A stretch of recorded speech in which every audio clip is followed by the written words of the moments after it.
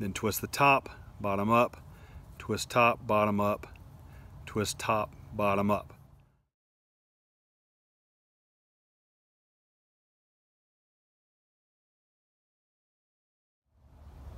Hey y'all, Instinct Survival is coming again with another 2-Tip Tuesday. Loincloth. Yeah, no, I have my pants on. It's all good. That was about as good as you're going to get from a loincloth from me. Not going to happen unless it's an absolute necessity. So, hey, here's what we got for you today. Merry Christmas to all of you that are watching this on Tuesday night. For those of you that didn't, I hope you had a Merry Christmas. There you go. But what we're going to do today is we're going completely primitive. That's what it is. So we're going to make a nice little frog gig slash spear. And we're going to take, yeah, this muddy as crap out here. We're going to take dogbane. Thank you, Brian and Karen Chambers, or Karen, I'm not sure which way you pronounce it. I know the way my mother pronounces hers, so yeah, Karen. So there you go. We're going to take dogbane and we're going to make cordage for it. Okay. Now, since we may not have sinew, which is what this is, we may use this instead, and that's okay. You can also use this for a bowstring if you're making a quick bow out in the woods, etc., etc. So that's what we want to do, is we want to break it down and how we do that from that dogbane.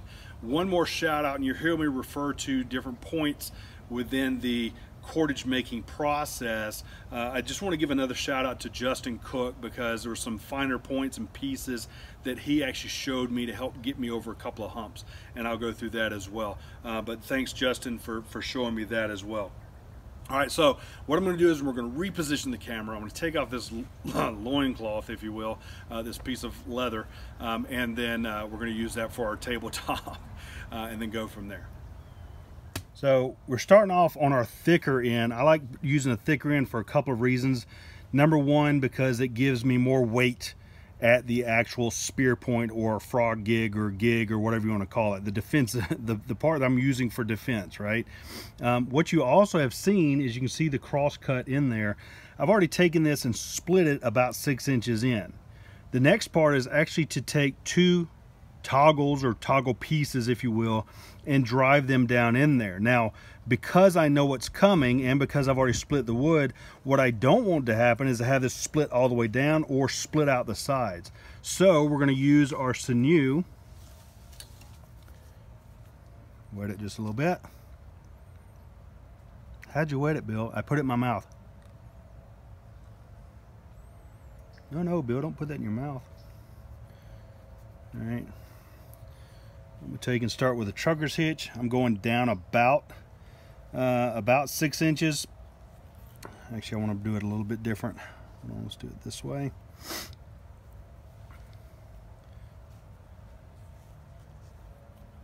All right. What I did, or what I adjusted when I said let me do it this way, is I want to give me a little bit more on this end so that I could go back and tie it off in a little bit. So let's actually go in, pull that all the way through. We'll snug that up, take and make it nice and neat, if you will, tight, and then I start going around in a circle. I'm going to keep this end all the way to the top so I can come back and tie that when I'm ready. Okay, and so all I'm doing is just taking and pulling it tight all the way around. The reason for this, and keep in mind, and I'll repeat what I said, is it's just to keep it from splitting out.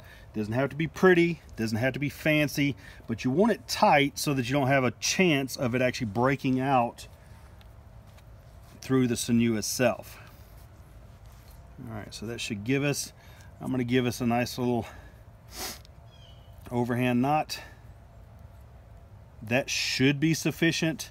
However, because, well, I don't want my knots coming undone, I'm going to give it a double overhand knot. Okay, so I'm just giving 2 of them, tightening it down, and that should get us, and I can clean this up if I want to. So that's kind of what it looks like, right? All right, now the other side of that is, now we're ready to go in and punch our toggles in. Best way, easiest way is probably to use a wedge. For my wedge, I've got a piece of bark that I pulled off, and you see it's nothing fancy, right? Again, I'm just using something to drive down in there, and what I'm doing is just splitting that out Let's put that on this side. And again, sorry for the hard breathing, folks. This daggum weather's got my nose all stopped up. All right. I may have to not do it with a wedge. I may take my knife. If I had a piece of flint, looking around to see if I had one, we could have kept it a primitive that way, but a knife will work just fine. And all I'm doing is just taking, sliding that down in there, moving my fingers out of the way. And you don't want to go so deep that you cut into here, right? So that's what it boils down to. We'll take and drop our pin down in there, or a toggle, if you will. Notice the blade is down, so I don't have to worry about it. And again, just wanted to get it started so I can push it down in there as we go, right? Now, some people make them longer so they can baton them down in there. That's up to you. And then this one, doing the exact same thing.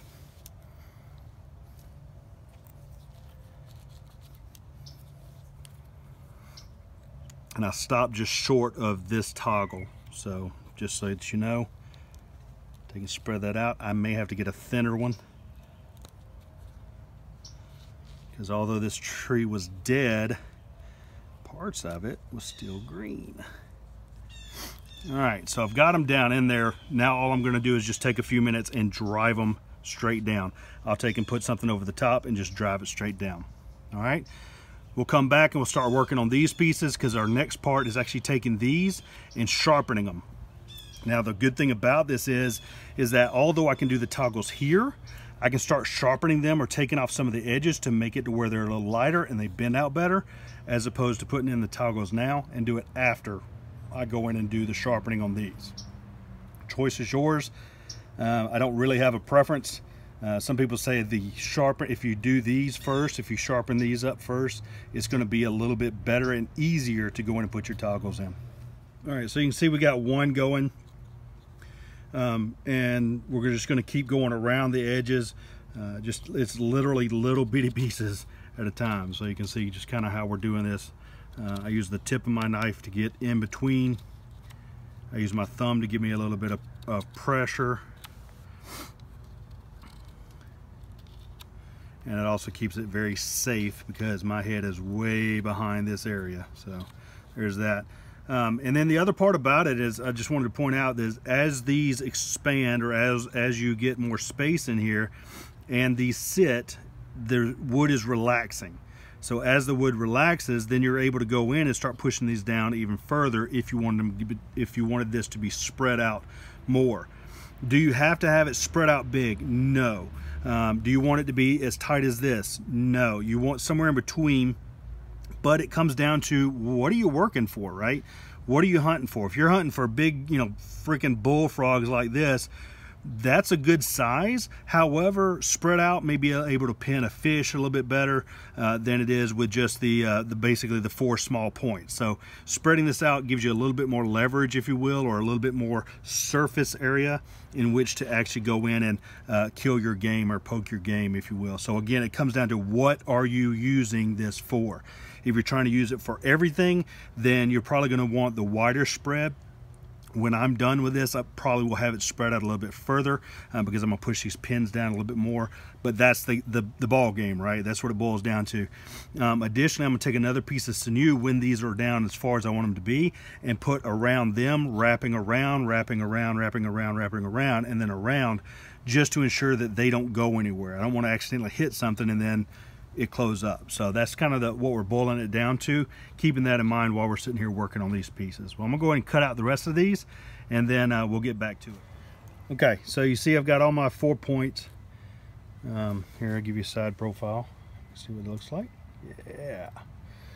What you'll also notice, I drove another set of pegs, stakes, toggles, whatever you're gonna call them, down into there, because they're bigger and I wanted it to spread out a little bit more. So I'm going to do, instead of doing the tie up like I was talking about earlier, I'm going to take and let this dry completely with it spread out a little bit more. Then I'll yank these out because I'll be able to push down the smaller ones down in it a little bit further. So that's it. But that's kind of it. That's the whole thing, right? That's the entire gig. You can see that that's, you know, when you pull it out, I've got enough space there to pin whatever needs to, or stick if I need to. I can sharpen those up a little bit more if I want to. And here is my wedge and my driving stick as well. So I've been taking it and sticking it down there and just hammering it in. All right, so there's that part. Now let's get to the other, and we'll show you some more primitive stuff, right?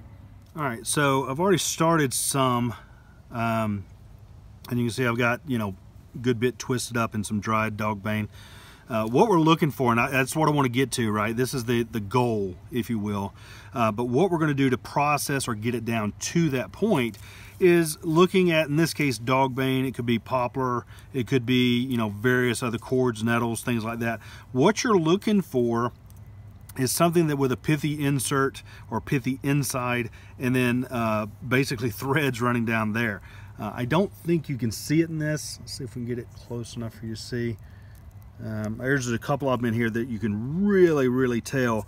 But what we're going to do is, and how you can tell it's ready, is this, right? So I take, you should be seeing the center. There we go. And I'm just taking and crushing the middle. Bring it up close so that you can hear the sound of it crushing. At that point, then what I'm going to do is, you'll see it starting to split out. And I can take those and break them out. What I'm looking for, or what I'm trying to do, the overall goal, if you will, of doing this, is you'll see that it's got this pithy insert here. So this piece right there is what we're dealing with. That's the piece we want to eliminate. What we want to keep is this piece here. This becomes very strong and something that we can use for our cordage. And that's as simple as taking it off right there, okay? So just as a by the way. All right, so I'm gonna take these down a little bit further, and then what we'll do is I'll show you the process of that 2-ply wrap. While I'm thinking about it, one of the ways that Justin Cook actually taught me was, especially when dealing with dogbane, is you've got this pith, is if you just go down and kind of snap it like every so often, what it's going to do is it's going to allow you to break it off, or use your thumbnail to pry it out a little bit easier.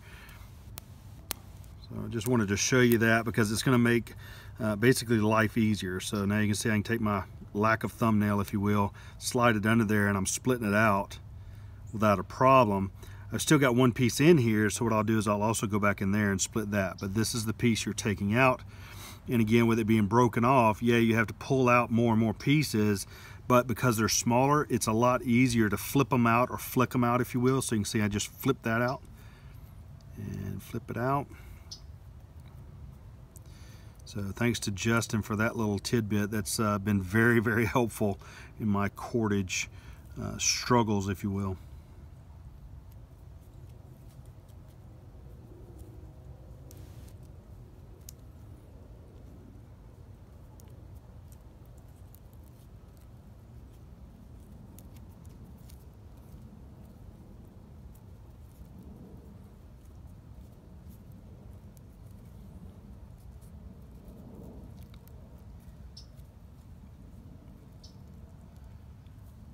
You'll see that I've got some fine hairs right there. That's okay. We want those too. You know, just because we got one big piece over here like this, that doesn't mean that that's all we need, right? I didn't clean that one enough. It doesn't mean that that's all we need. What we need is everything, right? Try not to destroy or distribute or get rid of anything, if you will, and using it all. So again, using it that way, and it's the same process. Again, this process is the same with any pithy material. I actually had, there it is. I had one that you could see the stripes in a little bit better. We talked about a while ago, so you can see kind of the different stripes in there, and that stripe is that vein, is the the actual cordage that we're going to be using. So again, that's why I show you that. You know, they say third time's a charm, so I'm really hoping that I've got this thing centered now.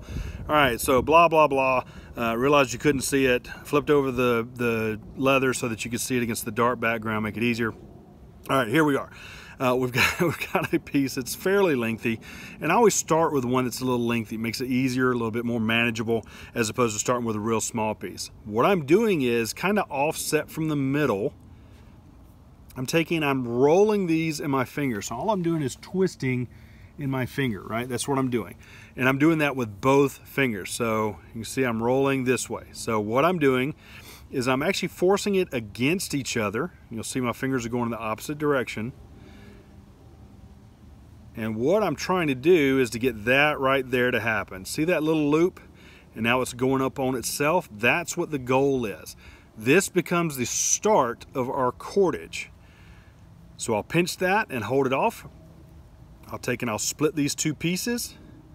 And then now I have a top and a bottom, right? That's what it boils down to, or a left and a right, however you want to look at it. I always do top and bottom because it makes it to where it's a little bit easier for me to work with. What I'm going to do is take the top, spin it away from me. With dogbane, I find that I have to wet my fingers a little bit. No, I'm not sitting here sucking on everything. But all I'm doing is just taking and twisting against it. So I'm twisting, then I take that bottom finger and pull that over to where it's the top, right? I'll inch these fingers up. So now I'll twist what's the top. So I'm going to constantly be working with this top piece. So top, bottom up, twist top, and I'll bring that bottom up. And that's usually how I do it, so a little bit faster, by the way. Then twist the top, bottom up, twist top, bottom up, twist top, bottom up. And you see now I've got me what's starting with a nice piece of cordage. All right. The thing about this is now this is very, very tight from that piece of dogbane that we were using.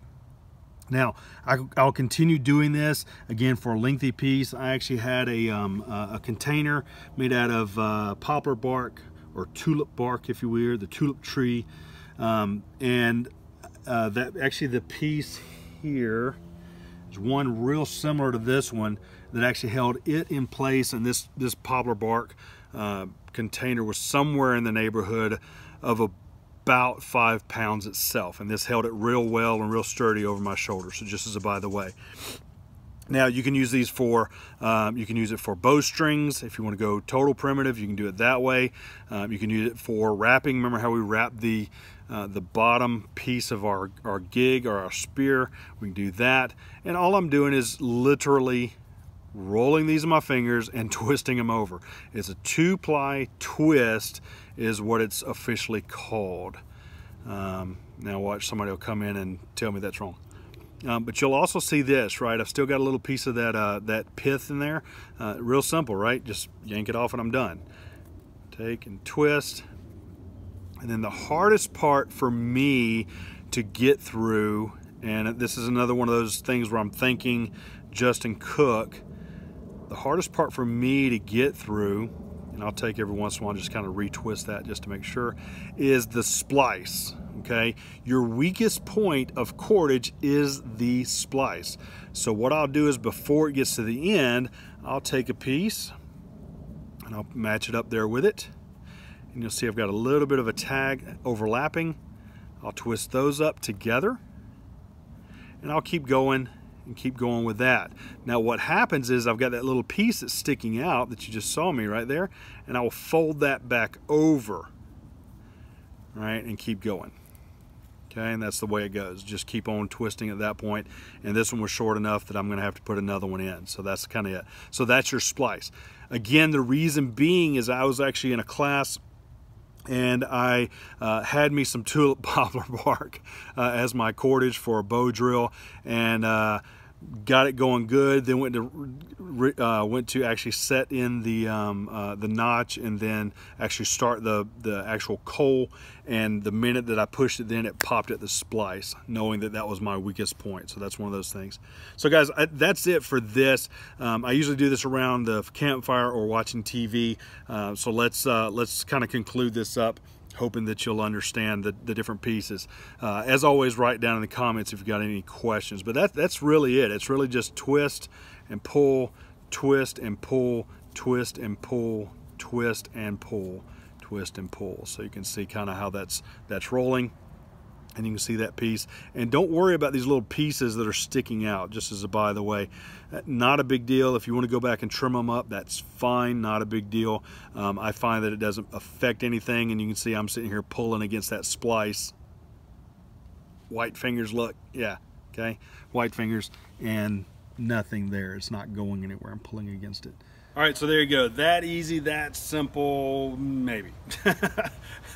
Basically, it's a simple process, a simple technology, if you will, from the way you look at it and the way you do it. However, it is a very long and tedious process, from actually taking and sliding out or slivering out the different pieces of wood for my spear, or the actual process of preparing and then twisting my cord, and this one being, I don't know, somewhere in the neighborhood, great, I got a freaking knot in it. This one's being about 4 foot long. When I get that knot out, it's about 4 foot. And here's one other little tip, if you will, for the week. The beginning loop, right, that beginning piece, if you will, remember how we made a loop in that? If you put a knot in it right up under that initial loop, remember how it folded on itself? If you put a knot under that, then you actually have a loop to work with. So just as a by the way, another little trick, if you will, for that process. The reason you put a knot in is so it didn't split out and go that way. So hey guys, thanks for all you do. Thanks for your likes, comments, subscribes, and shares.